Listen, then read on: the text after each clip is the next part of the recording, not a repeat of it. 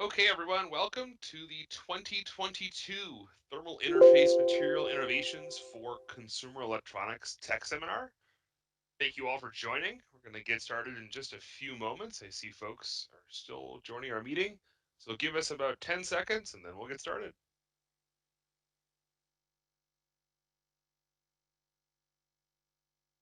Okay, just a few housekeeping details before we begin. Please set yourself to listen only mode if you aren't already. We will be doing a question and answer at the end of the session, so go ahead, use that Q&A button, submit your question anytime during the webinar, and we'll make sure to answer that question at the end. And then finally, this webinar will be recorded, and a link will be sent to you within 24 hours after the webinar has ended, so don't worry if you miss something, we will be sending it to you. So I'd like to today introduce the speakers. Ben, are you there? I am. Hello, everyone. My name is Ben Noodleman. I'm the Global Market Manager for Consumer Electronics for Chomerics, and I've been with the team for about 4 years. And hello, my name is Dan Tuttle. I'm the Thermal Business Unit Product Line Manager for Chomerics, and I've been here for 2 years. Okay, so we'll start today with a brief introduction about who Parker Chomerics is, and then we'll start talking about the engineering challenges that you face in this space, some market stats and trends, and then we'll get into material innovation and all the cool products that we've been developing and will continue to develop. And then we'll get into application examples and case studies, and finally that all important question and answer at the end of our webinar. So stay tuned for that Q&A, and also don't forget to submit those questions if you have any during our webinar. First, just a quick note about who Parker Chomerics is. We're a division of Parker Hannifin Corporation, and we are the global leader in the development and application of EMI shielding in thermal interface materials. Our core competencies are in material science and process technology, and Chomerics really does offer a market-driven product development cycle where we feature integrated electronics housing, and so we're proud to offer custom engineered solutions and an integrated global supply chain management to all of our customers, which has been really especially useful recently. So with that, Ben, I'll let you take it away. Yeah, of course. Thank you for the introduction, Jared. So, Chomerics technologies really fall into four general product families. The first is electromagnetic interference, or EMI shielding. This family includes all of our gaskets, metal products, paints, coatings, specialty materials, and laminates that are used in electronics to prevent EMI and protect signals from being disrupted by external or internal frequencies. Yeah, and the second product family is thermal interface materials, the product line that is most near and dear to my heart. These materials are found on most circuit boards and are designed to transfer heat in order to prevent electronics from overheating. Integrated and optical solutions is the third product family and uses our expertise in automated assembly to make tens of millions of complex parts every year for our customers, not just in North America, but in Europe and Asia as well. And lastly, engineered plastics round out the portfolio and are used mostly in the automotive industry. However, we also have conductive plastics that have been used across markets and industries. And so when it comes to a lot of the engineering challenges of designing the next generation of consumer devices, several factors really lead the way in terms of importance. Increasing use of automation in the assembly process is coupled with device level innovation demands that really have to address various practical constraints in terms of power limitations, computational, and storage capacity. Yeah, it's smaller, lighter, faster, and cheaper. This is the mantra for the ever increasing demands of physically scaling down the size of our gadgets, which has pushed the electronics industry to its limits. The safety and reliability and lifetime of next generation small scale consumer electronics, such as wearable devices and flexible electronics, are major concerns. So not only are there physical constraints, but I'm sure as you all can attest, we are feeling today's global supply chain challenges. Global capacity, support, and manufacturing is a must for expediting design cycles and bringing a new product to market every 12 to 18 months. But, at the end of the day, we hear about ease of automation or higher thermal performance or lower cost. But what do all these challenges really mean for you? What are the specific metrics and specifications of the product designs that need to meet these challenges? So, Dan, for example, can you share some of what we've heard from our customers? Yeah, absolutely. As far as thermal performance goes, most applications can utilize a 3 to 4 watt per meter K thermal conductivity gap pad, but there are higher performance applications which require typically more than 6. watts per meter K. And for properties such as hardness, we find that under a measurement of 40 short double O or less, that's generally the sweet spot for conformability in thermal gap fillers. What about material form factors or packaging needs? Well, first and foremost, parts must be integrated into high volume and high speed manufacturing practices, which means that they should be either dispensed or pre cut for pick and place automation. And ideally, they would be manufactured globally so logistics are less of a concern.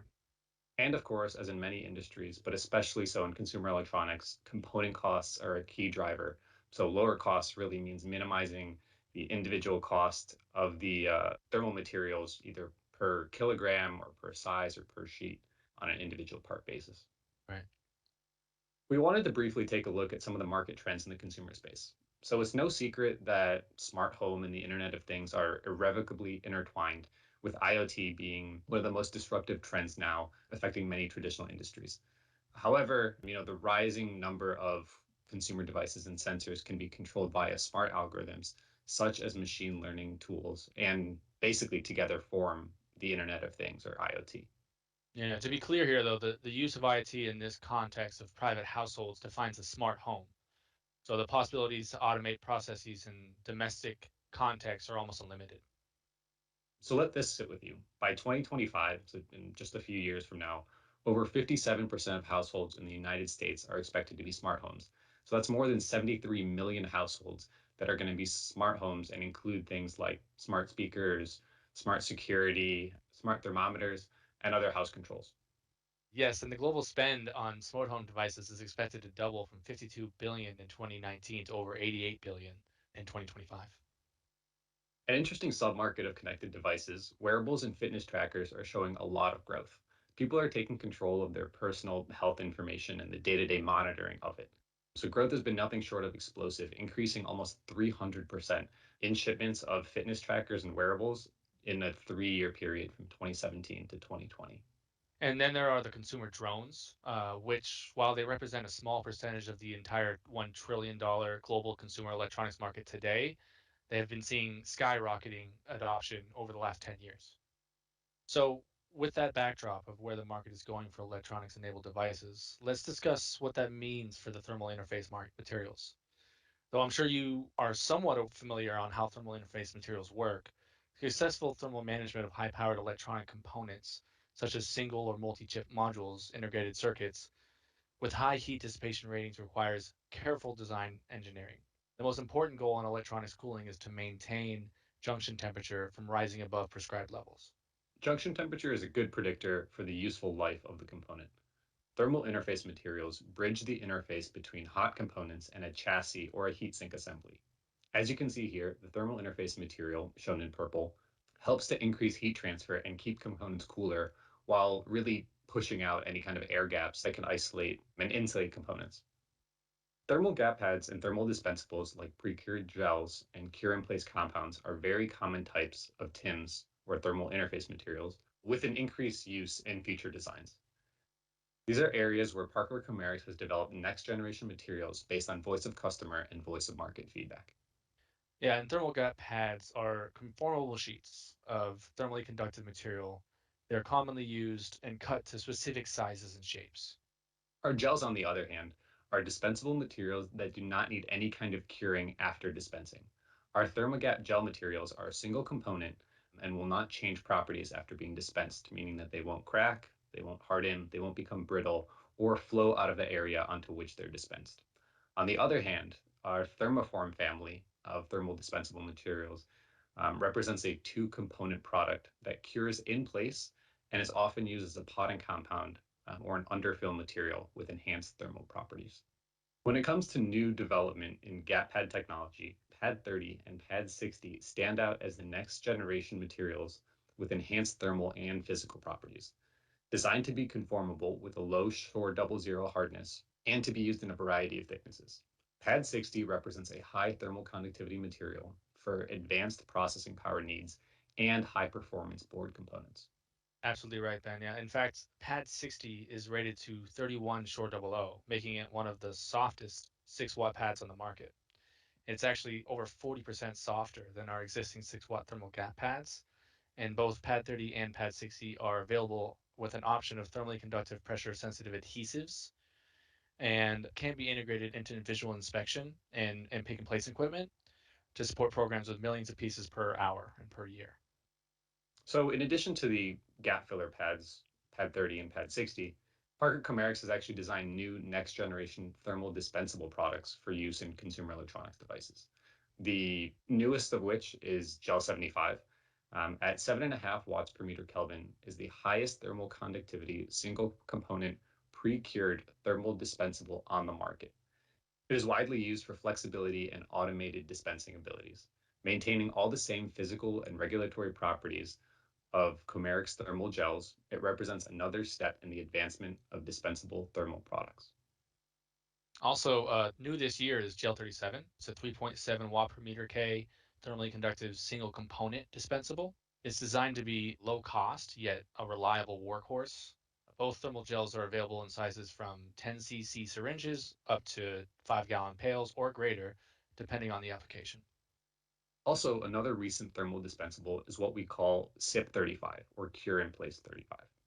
This material is a 3.5 watt per meter Kelvin, two component dispensable material developed to accept accelerated cure and ease of dispensing in mind.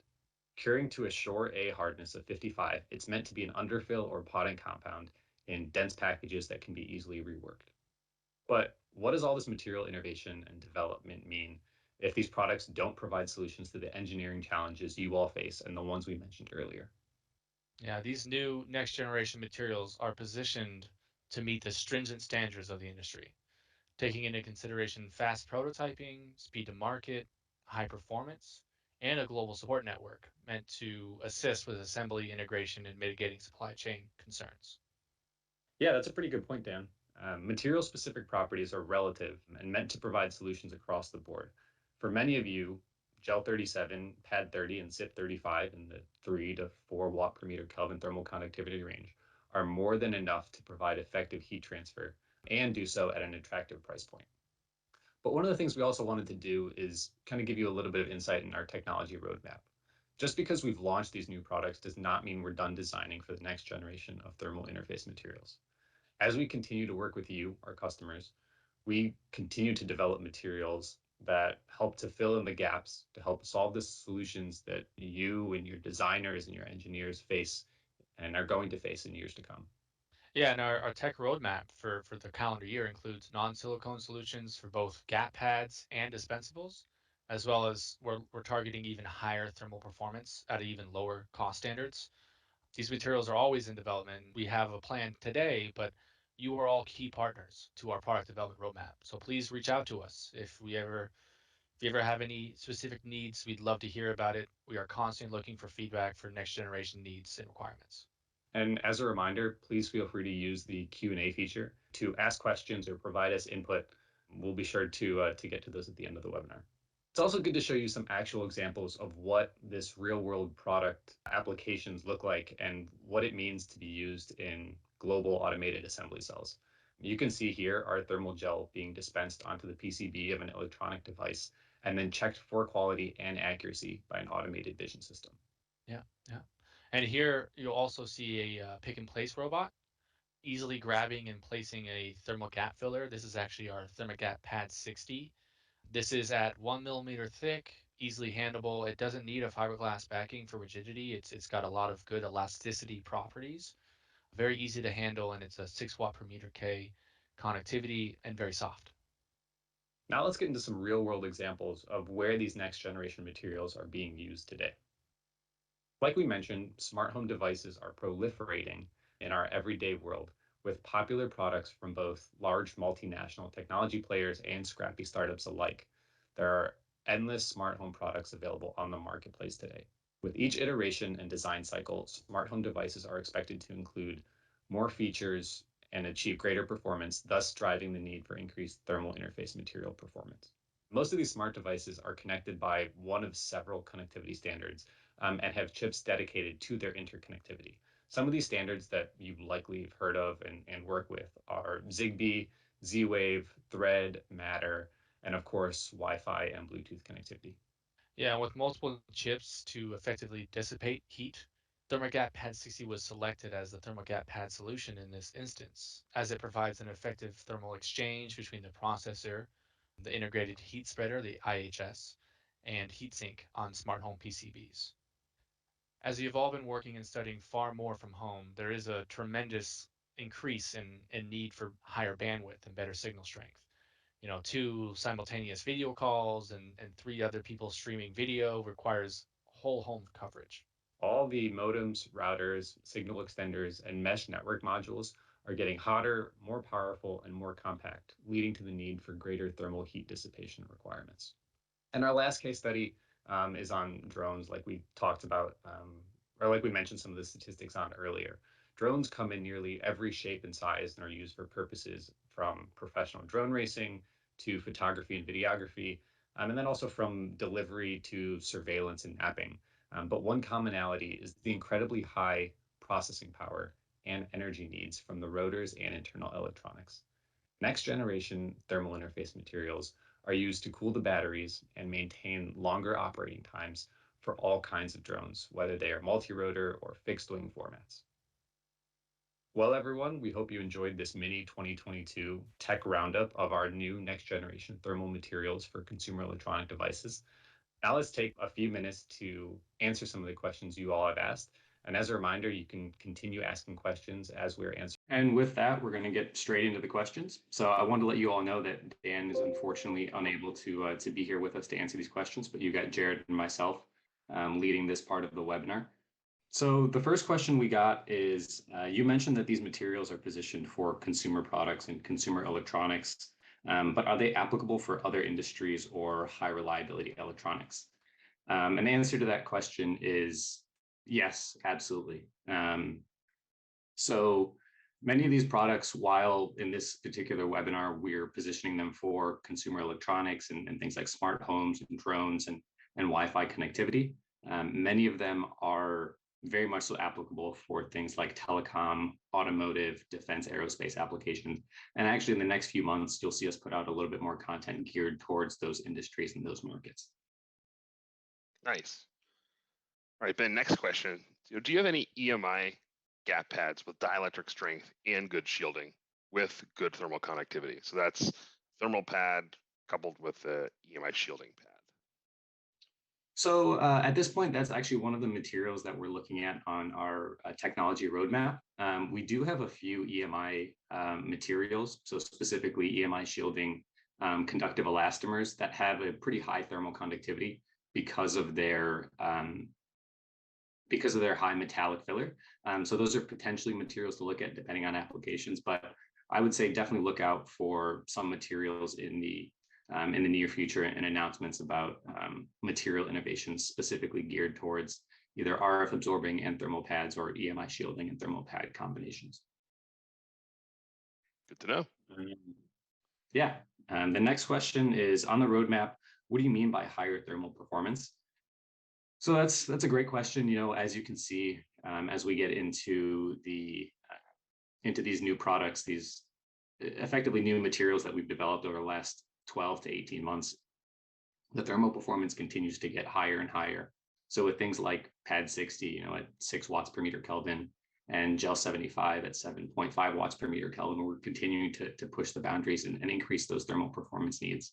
One of the things that we're really striving for and hope to have launched in the relatively near future is double-digit thermal conductivity.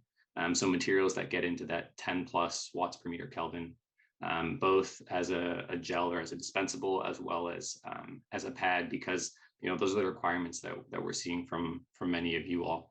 Additionally, I wanted to mention that because of our global footprint, we're planning on developing these materials and manufacturing them not only in North America, but globally. So in various parts of the world, including Europe and Asia, just having a reliable source for many of these materials. Very good. Ben, next question. So do we have any data about how our thermal gels perform under high vibration loads? We actually do. So many of our materials, actually a little bit of a background and story for you. Thermal gels were actually originally developed for the automotive industry. So an industry that has high vibration, high reliability requirements. And so just about all of our gels go through a number of these tests, both internally as well as with our customers who end up testing them under their own requirements, whether it's specific automotive requirements or specific tier manufacturers have vibration or vertical application testing, as well as the fact that many of these gels have been used in aerospace and satellite applications where they will see significant forces from all directions. So yeah, our gels do go through much of this testing and are typically able to withstand a pretty good amount of force in all directions. Good answer. One of the next questions we have is, are these materials meant for direct chip contact? And what about high performance applications? So yes, for many of you who are working on the board or the package level, many of these gels and pads are specifically designed for assembly either directly onto chips or onto heat sinks that end up mating up against chips. So yes, they are meant for chip contact. And I will add that in many scenarios, they can be dispensed either onto the chassis or housing or onto the board, really depending on what the assembly process looks like.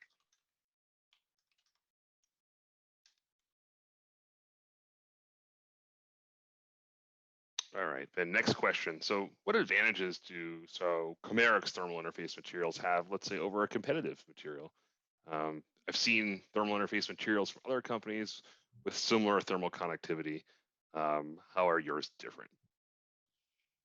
Yeah, that's a good question. And we fully recognize that we are not the only players in this space. We do have plenty of competitors who are launching and developing and constantly innovating on material solutions. So yeah, there are competing products out there. One of the things that we like to provide, especially as it's related to the consumer electronics space and the fact that we're a global manufacturer, is that these materials are available to very, very high standards of quality, but also available across the world.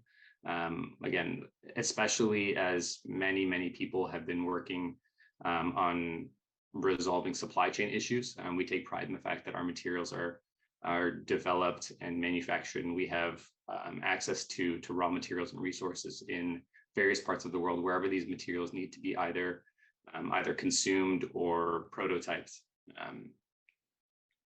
So that's one of the key factors that we as a global manufacturer can provide. Additionally, while we don't necessarily partner with specific dispense partners or dispensing companies, we do have very open and very good relationships with some of the companies that are associated with high volume manufacturing, whether those are dispensing companies for some of our dispensable materials or pick and place technology for some of our pads, as well as secondary manufacturing, large contract manufacturers that do a lot of the assembly and work with these materials. Yep, makes sense. One of the questions we have is, do you specify shielding effectiveness and how do you measure it? So this is actually associated with some of our other products. In this case, we're focusing mostly on thermal materials, but when it comes to the EMI materials that we also manufacture, we do specify shielding effectiveness, and we provide data on the shielding performance and grounding effectiveness of most of our materials on the data sheets. We test them either to specific IEEE standards, as well as in-house test methods that we publish that, again, are very similar to those IEEE test methods and some of the test setups and rigs that are required. All right, Ben, I think I see one more question as it pertains to thermal. So when would you expect any non-silicone thermal materials to launch? And can you share anything about what's coming down the pike? Yeah, so I actually did want to mention that we currently do have non-silicone thermal interface materials. So for example, our Gel 25NS is a 2.5 watt per meter Kelvin non-silicone thermal interface material. Again, it's a one component dispensable gel material that will not cure, will not harden, will not flow or pump out of application. So we already do have a non-silicone solution available on the market. Additionally, we're looking at higher performance materials. So yeah, certainly be on the lookout for that. I would say potentially as we kind of finalize some of the quality specifications, and again, the ability to manufacture this material in high volumes, look for that in probably the next 6 to 9 to 12 months. So in the next year here. Very good, Ben. I think that is it for all of our questions. Thank you for doing double duty there, filling in for Dan. That was very good. Of course, my pleasure. And again, I just wanted to mention that we are going to continue putting out webinars as we develop new materials. So specifically materials for positioned for industries like the automotive space, the telecom space, defense aerospace. Be sure to look out for those. Again, some of the content will be the same and kind of looking at these thermal materials, as well as new materials in the EMI shielding and grounding space, and some board level shielding technology as well. Very good. Thank you, Ben. Thank you all. You got it. Thank you all.